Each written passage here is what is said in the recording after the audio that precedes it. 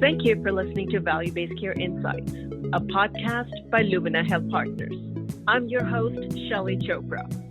The series is for healthcare leaders and organizations navigating the journey through value-based care and our ever-changing landscape of healthcare industry. And boy, that could not be more true than the times we're in right now. Our goal in the series is to bring to you disruptive success strategies for healthcare organizations, leveraging our experience and having worked with some of industry's top experts and thought leaders. And before we get into today's episode, I'd like to invite you to leave us a review on Apple Podcasts and let us know what you think about the episode and questions that are top of your mind. With that, I'd like to welcome my co-host, Dan Marino, Managing Partner at Lumina and an industry thought leader for value-based care. Dan, welcome. Hi, Shaillee. Happy to be here. Adaptability and navigating the unknown. Those two seem to be the name of the game as we as healthcare industry navigate the new normal in COVID world. Many organizations are having to look at new models and particularly explore new strategic partnerships, be it with payers, other hospitals, or provider groups. And there seems to be a sense of urgency around it. What are your thoughts, Dan? Are you observing this? Absolutely, Shaillee. You know, as we've been working with organizations around the country, spending quite a bit of time talking with CFOs and hospital leaders, they're very focused on margin enhancement. And as you know, we've put forth a financial recovery program, which has really helped organizations enhance their revenue, reduce some of their costs, position them for continued success. But one area that is really important is the partnership alignment that is occurring right now through conversations as a means of really helping organizations maintain their financial viability, position themselves in an area of strength for their organization, and really to take care of the patients within their community. I so agree with you, Dan. With the need to maintain financial sustainability, the healthcare leaders are really coming up with out-of-the-box thinking on how they can leverage their community resources, community partnerships to really gain new market footprint or even maintain the one they have right now. Well, pre-COVID, there was a lot of pressure on hospitals to perform as they transition into value-based care, to reduce their cost position, just to make sure that they maintain their clinical support structure in supporting their community. Post-COVID, it's even more of a challenge with that. And, as we've seen, a lot of these organizations, they just have such financial challenges right now, post-COVID, that they are really forced to engage in a level of conversations with other partners just to maintain a level of sustainability. And with that, I'm very pleased to introduce our guest for today, Jim Yanci. Jim is a former partner of a national consulting firm and has done tremendous work working with many organizations across the country in forming strategic partnerships, mergers and acquisitions, strategic alignments, and just creating structures that helps position these organizations for success. Welcome, Jim. Thank you, Dan. Glad to be here. Jim, a couple of weeks ago for our firm, Lumina Health Partners, you presented a great webinar on strategic partnerships, strategic relationships, and how organizations could really help to consider key things of forming these types of partnerships. I was fascinated by that discussion. And in so doing, I thought it would be great if we can talk about a couple of key points that you addressed in the webinar. If you wouldn't mind, I would love to play a portion of that webinar for our guests today as part of our podcast. Before we do that though, Jim, I want to touch on a couple of things. As we start to navigate through this post-COVID, and we're not all the way through it yet, it's really trying to navigate the new norm, if you will, especially as we start to think about a potential surge in the fall, as we start to think about positioning ourselves for 2021. What are some of the impact drivers that you're seeing, that you're hearing for organizations as they really start to think about these conversations around strategic partnerships? Probably one of the biggest ones in today's post-COVID environment is really this consumer anxiety. Folks are postponing procedures that are elective. Many of the elderly or really don't want to go to a healthcare facility. So it's really important to identify how this low volume, which will in turn lead to lower revenues and lower operating margins, how will you be able to counteract that with some new strategies? Yeah, that's an important point, because I'll tell you, as we've been working with organizations across the country, a good portion of the volumes, particularly for elective surgeries, have come back, but they've not come back to pre-COVID type volumes. So I think maintaining that level of support, that clinical focus, and even in ensuring that trust with the population is going to be important. I think the other piece that I can see too, and I'd love to get your thoughts on this, is there's a lot of increased competition right now, right? You're starting to see a lot of new organizations emerge and sort of take advantage of the disruption in healthcare that we've seen as a result of COVID. Yeah, for sure. I definitely call those market disruptors as well. I mean, that's everything from private equity coming into a given market to possibly competing health systems trying to get together for some sort of a public health initiative or something to battle the COVID response, if you will. So there's lots of things that are happening, and I'm fairly certain in every market today there are two organizations talking about how they could improve access, improve their services, make things better for both organizations, and trying to define that win-win. The other one is this mandate around telehealth. And, that was a pre-COVID requirement from some of the things I've been advising my clients on. So those clients are actually a leg up if they have been starting on that. And I guess even managed care in payers, Dan, what have you been seeing with that? Yeah, that's a great point. I think both virtual health and the implication of telehealth on the delivery of care is really key.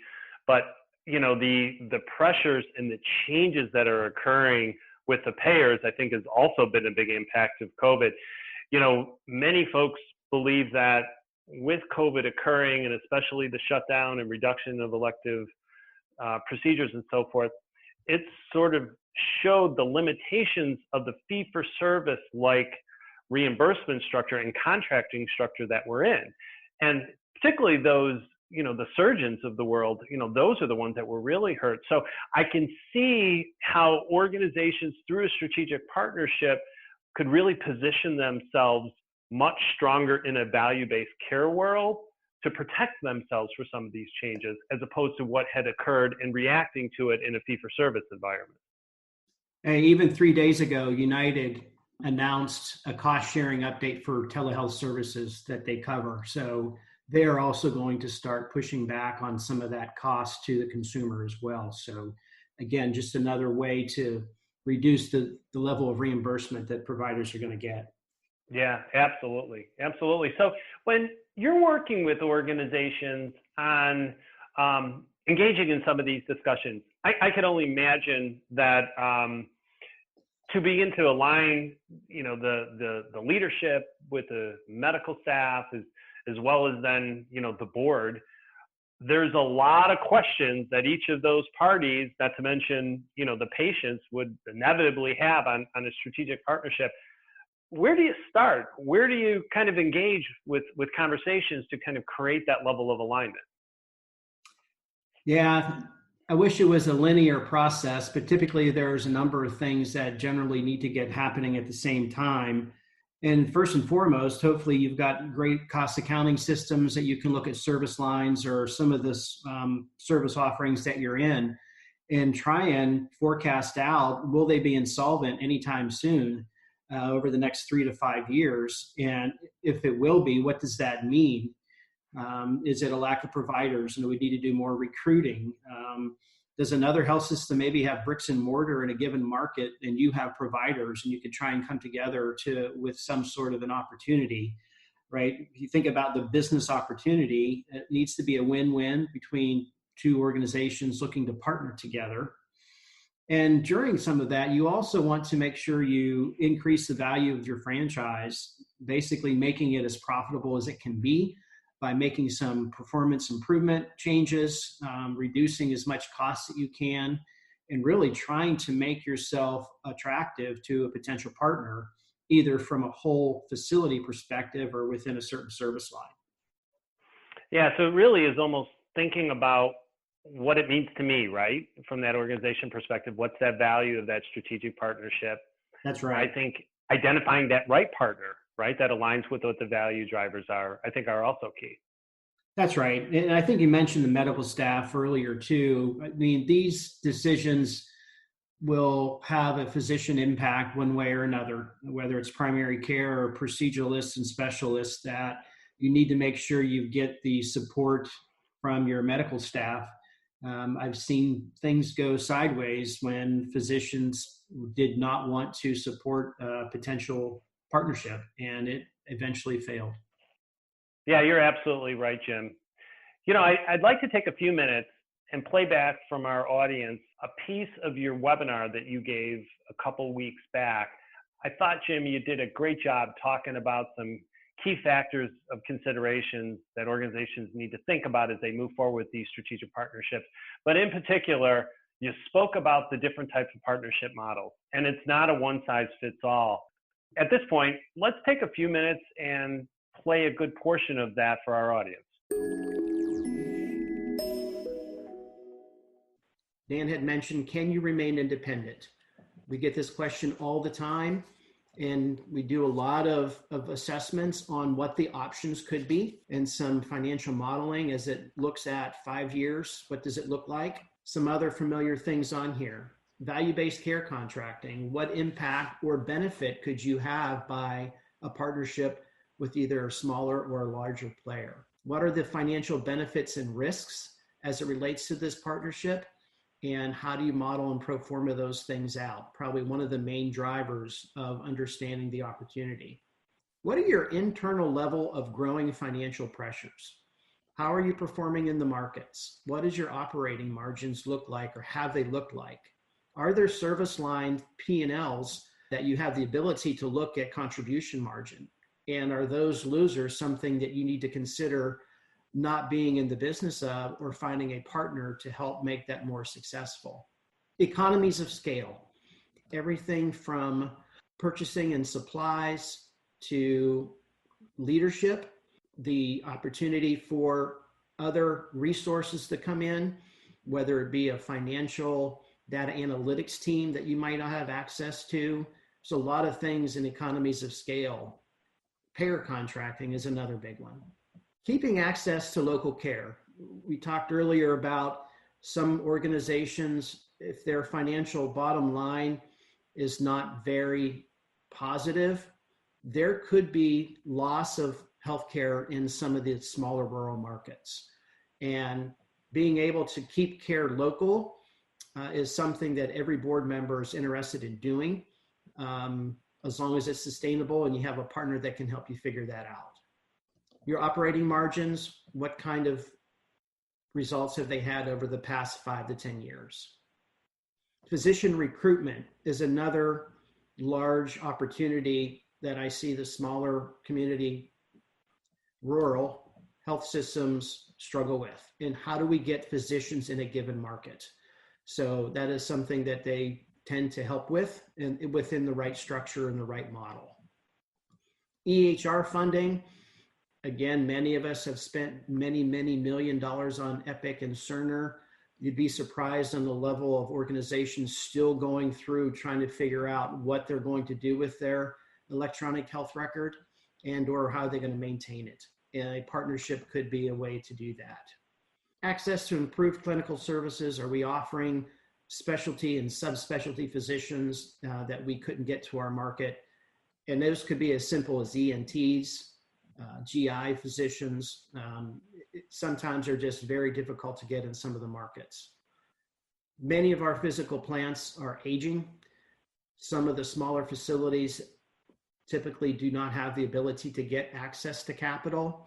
And this could be another opportunity to find a partner to increase the physical plant. So who is this list of possible strategic partner organizations? And believe me, this is just a short list. I mean, there's pretty much limitless partners in a given market.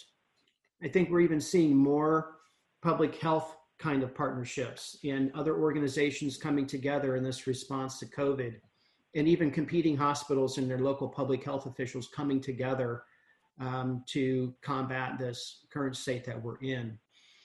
From providers, you can have hospital partners, many of these different types of outpatient facilities, pain management and imaging and lab, pharmacy could be on that list, other skilled nursing homes, home health agencies, and obviously your physicians. There are still a number of hospital physician alignment strategies that can help enhance the service line, from co-management to hospital efficiency programs to clinical integration.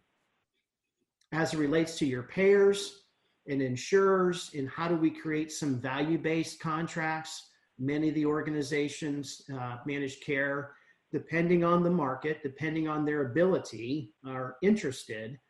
They are just as strapped as most of the providers, in that certain markets say it's just not a priority for them.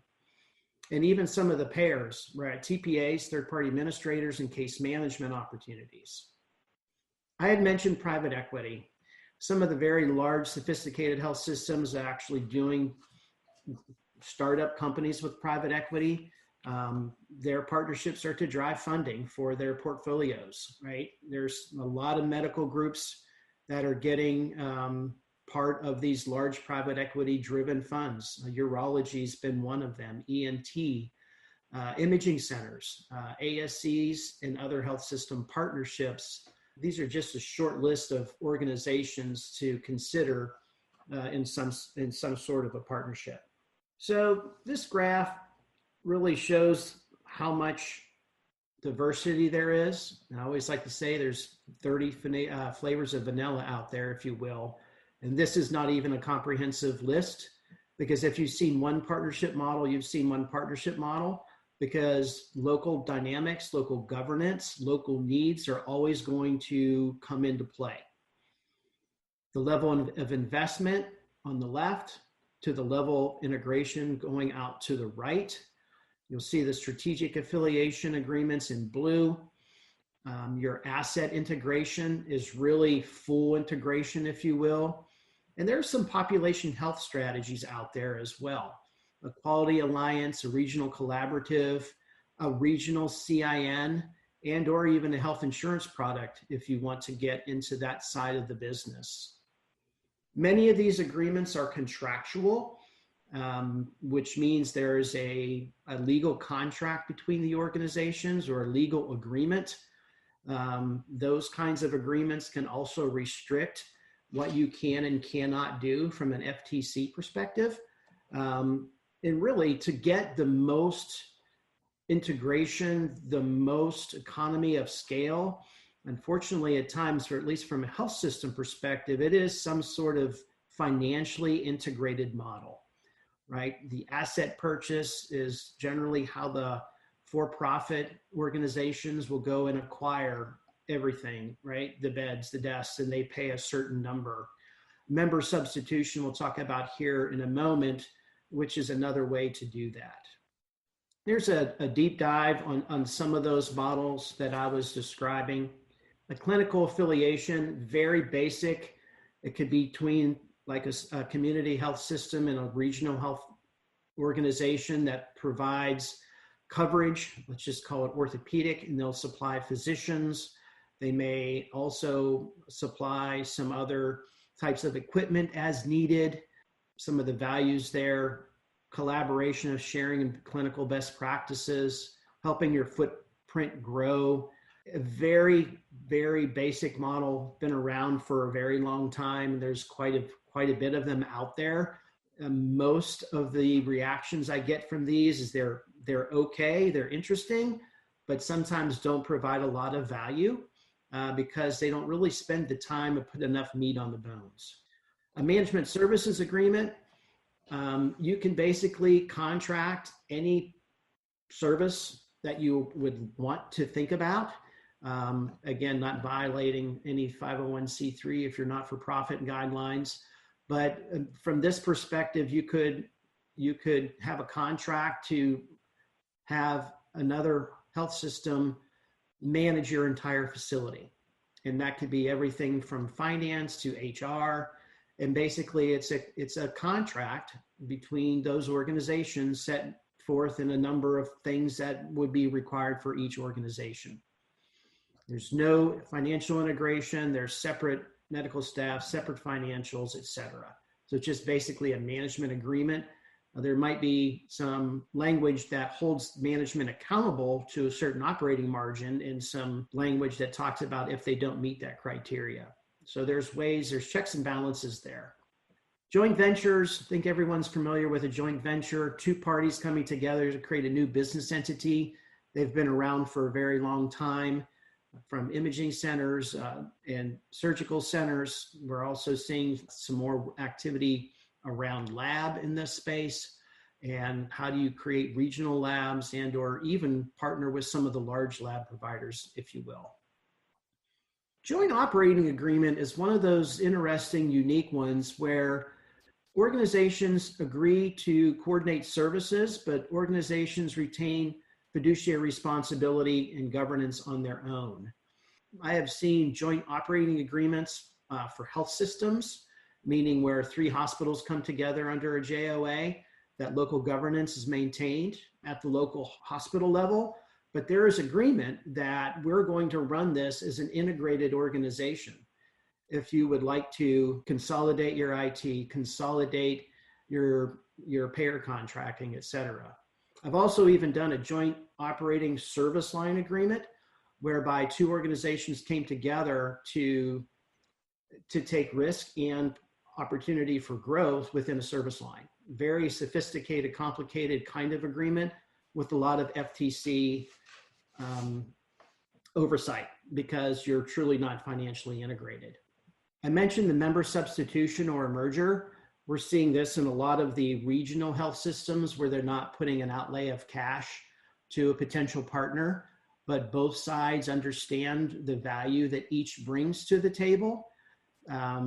There's obviously managed care leverage here, economies of scale here, access to clinical resources.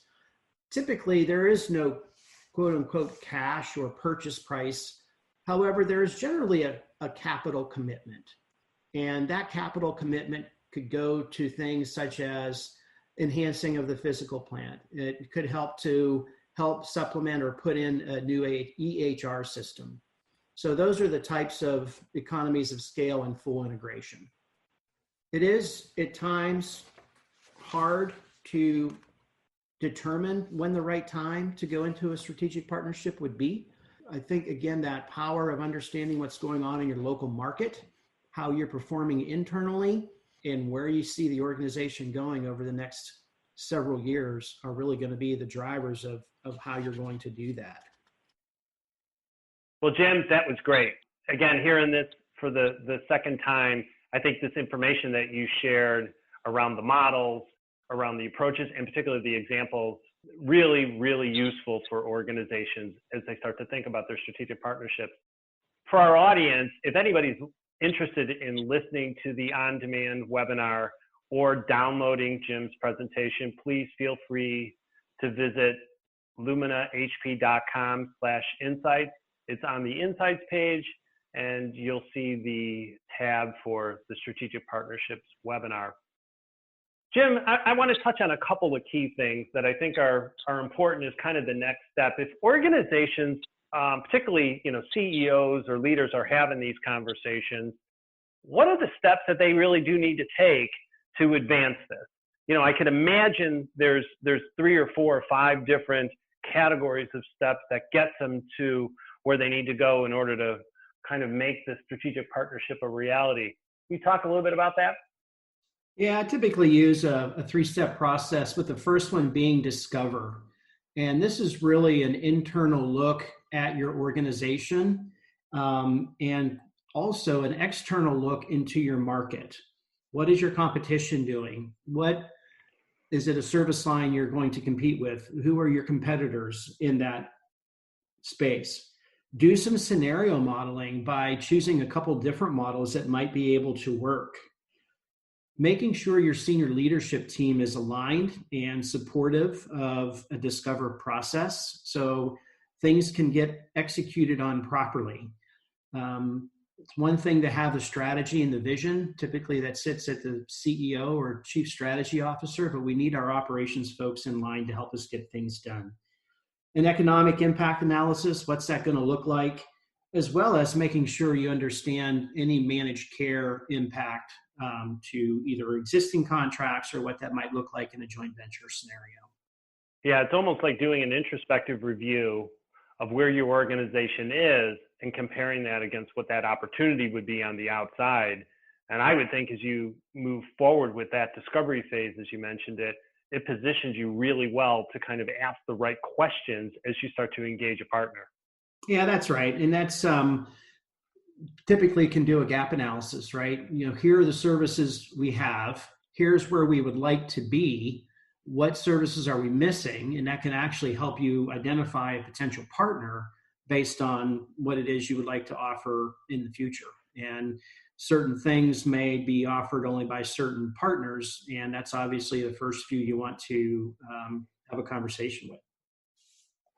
So as you're starting to have these conversations and you run through your due diligence, at what point do you actually say, yeah, we need to move forward with this, or no, we need to continue to do further due diligence? I would think, you could do, analysis to death on this, right? What do they call that? Analysis by paralysis. That's right. And never really get yourself to a decision. That's right. There definitely needs to be go, no go stop checks, both internally and with the potential partner. Some of these are done in the sunshine by doing an RFP process. Some of them are stealth and are backroom conversations because of the confidentiality and the business opportunity at stake. So depending on all of those factors, it's going to really depend on kind of who you talk to and who's going to know what.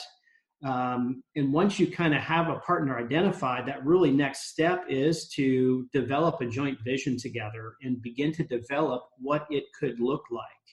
Everything from contract terms to governance. How are the dollars going to work in a financial ROI? Any tax implications? And quite frankly, how does physician alignment tie into this opportunity as you move forward? So as you're kind of working through a lot of the business alignment and understanding what the implications are to kind of the strategic partnership from a business perspective, where does culture alignment come in? Yeah, that's a really important point because I've seen organizations ignore culture and really at the final hour decide that they're just not the right fit after spending 7 figures on legal and business advisement services. So that is very important in Discover. And through your assessment of potential partners, identifying that right culture that will be both for your organizations and or NewCo is a very, very important point. I guess the other thing to make sure that folks are paying attention to is the exchange of information and where you need to be careful and follow FTC rules. Obviously, you're going to want to have good legal counsel. I've seen organizations start to share information that was just completely sideways that would any kind of commission FTC review would pretty much shut it down. So you need to be careful as it relates to that and use third parties to identify some of the business plans, especially if you're doing some financial modeling around managed care. Jim, this has been fantastic. Just a great wealth of information, and I truly enjoyed the conversation. In closing for our audience, are there a couple of pieces of advice or maybe success factors you would recommend that as organizations are thinking about strategic partnerships that they have to pay attention to? Yeah, there's a couple for sure. And first and foremost, that you need to create that value proposition and create the value to answer the why. And each organization needs to do that on their own. And hopefully you come together and agree that the future state together will be the right answer. And at the end of the day, you have to trust that partner. If you believe that they're malicious or they're just out to steal your referrals or there's just a lack of trust, that's another thing that I've seen go sideways. So making sure that vision is aligned, making sure it's clear on how governance is going to work.